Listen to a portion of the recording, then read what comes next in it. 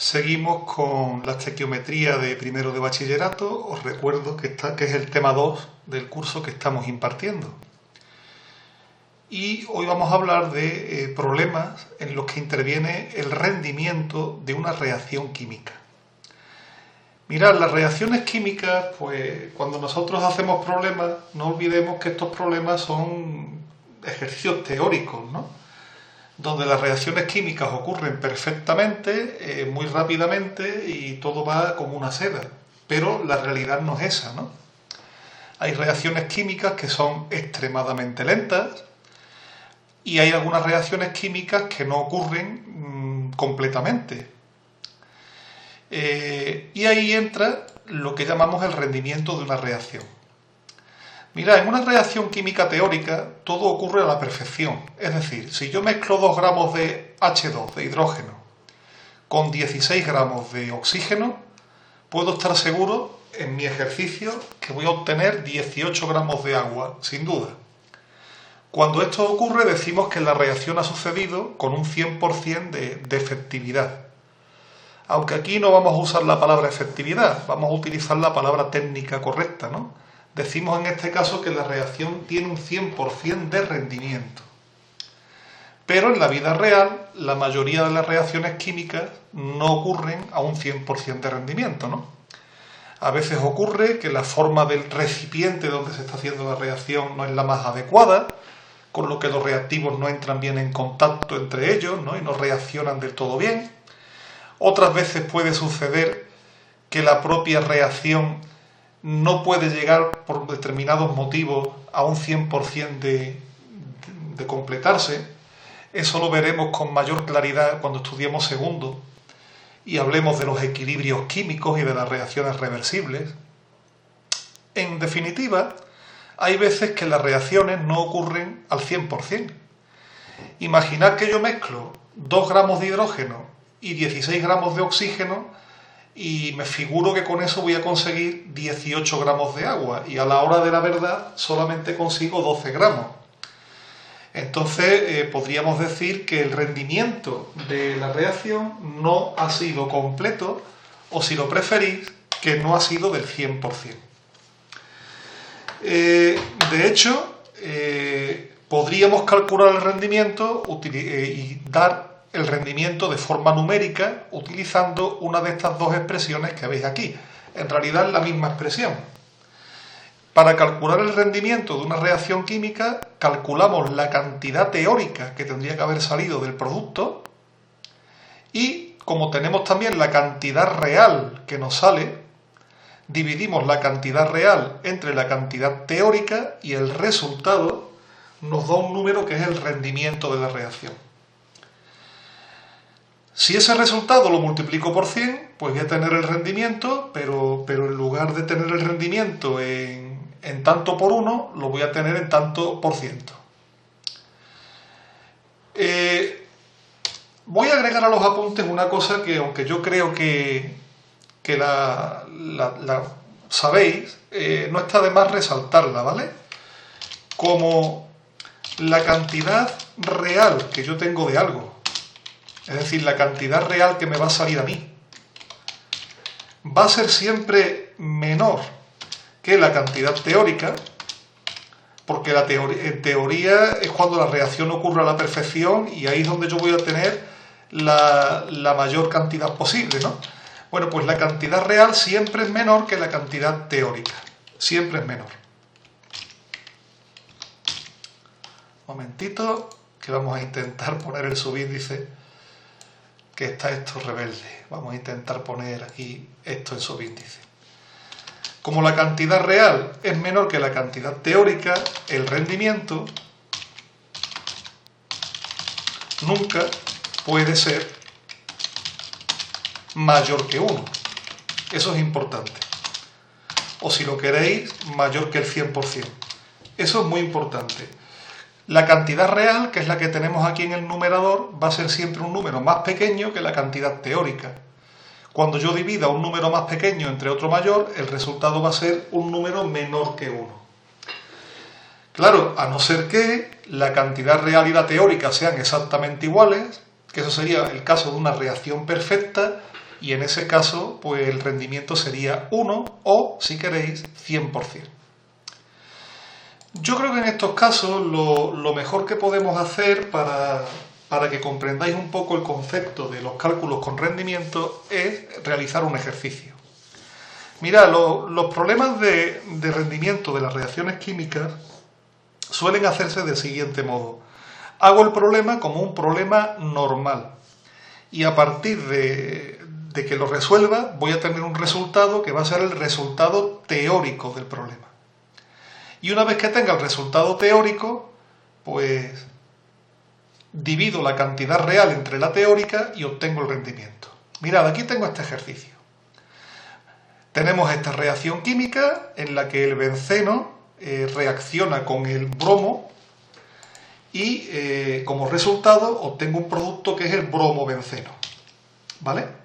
Vamos a poner la reacción en numeritos un poquitín más grandes, ¿vale? Le vamos a quitar la negrilla. Y vamos a hacer la reacción. Como en todos los problemas de estequiometría que estamos viendo, tenemos un paso 1 y el paso 1 es ajustar la reacción, ¿vale? El paso 1 es ajustar la reacción. Esta reacción es tan fácil de ajustar como que ya está ajustada, o sea que no hay que hacer nada. Entonces, en el paso 1 ajustamos la reacción. En este caso ya está ajustada. Entonces no es necesario poner ningún coeficiente estequiométrico. Además lo podéis comprobar. Bueno, el paso 2, si no lo recuerdo mal, el paso 2 era identificar el dato y la incógnita. En este caso, el dato son los 30 gramos de benceno. Los 56,7 gramos de bromobenceno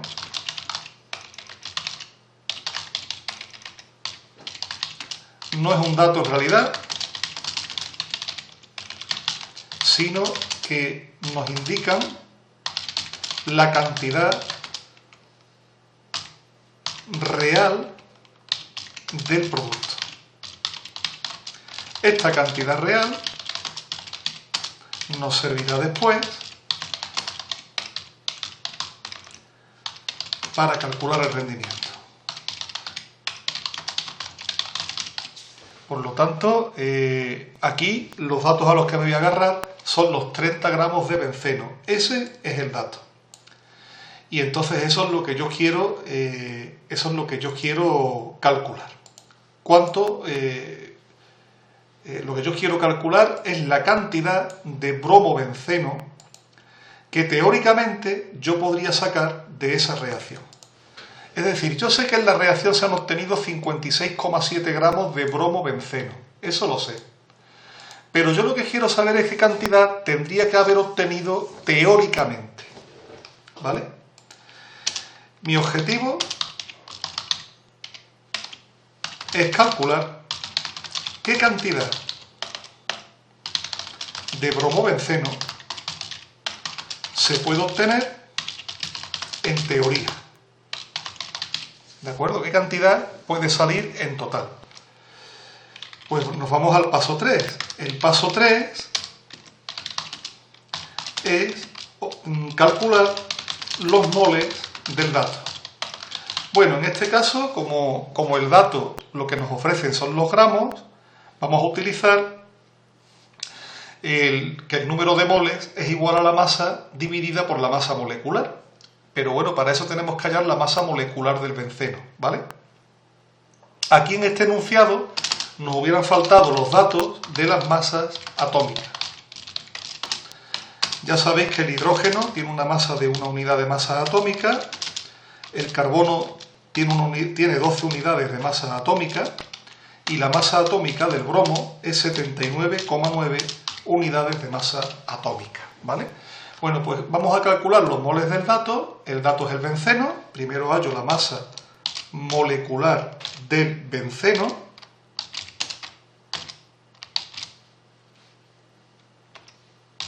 hallo primero la masa molecular del benceno. Y la masa molecular del benceno sería 12 por 6 más 1 por 6, que si no me equivoco serían 12 por 6, 72, 72 más 6, 78 gramos por mol. Esa es la masa atómica, perdón, masa molecular del benceno. Voy a comprobarlo un momento con la calculadora, no vaya a ser que me equivoque.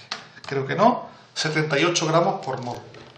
Y a continuación, una vez que yo ya sé cuál es la masa molecular, digo que el número de moles de benceno,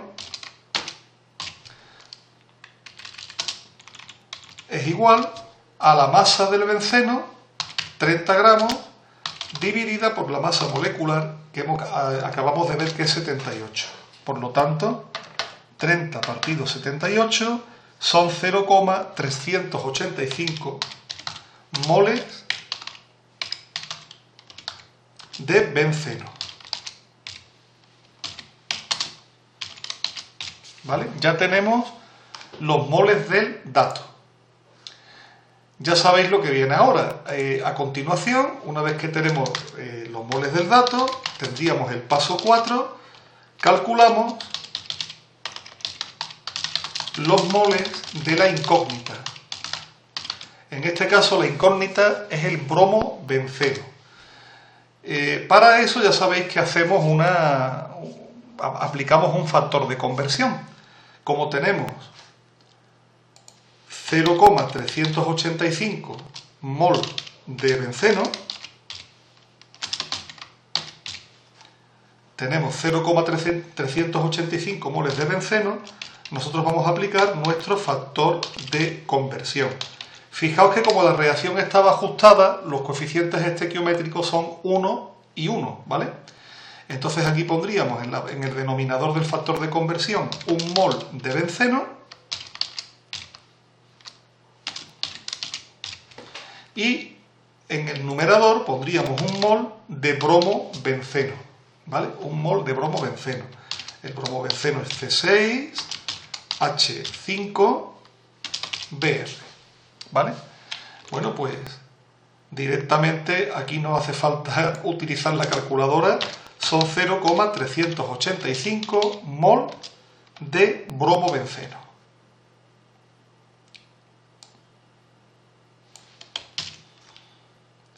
Bueno, pues ya hemos calculado los moles de la incógnita. Ya tenemos el paso 4. Y nos queda, en este caso del rendimiento, paso 5. Y aquí digamos que este es el paso nuevo, lo que cambia un poco respecto a los problemas que hemos ido haciendo en días anteriores. Y en este caso el cambio es el siguiente. En el paso 5 yo voy a calculamos la cantidad de la incógnita.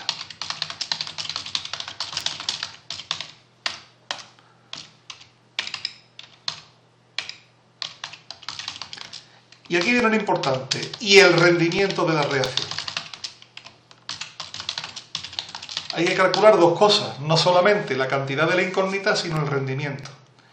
Bueno, para calcular la cantidad de la incógnita, pues bueno, como sabemos los moles, podemos hallar los gramos de la incógnita utilizando pues el número de moles en la masa molecular, pero para eso tenemos que hallar la masa molecular del bromo benceno, ¿vale? No se nos olvide eso, es importante. Tenemos que hallar la masa molecular del bromo benceno. Es 12 por 6, más 1 por 5, más 79,9 del bromo por 1, ¿vale? Y esto sería aproximadamente 156, pero bueno, vamos a calcularlo. 79,9 más 12 por 6 más 5, a mí me da un resultado de 156,9 gramos por mol.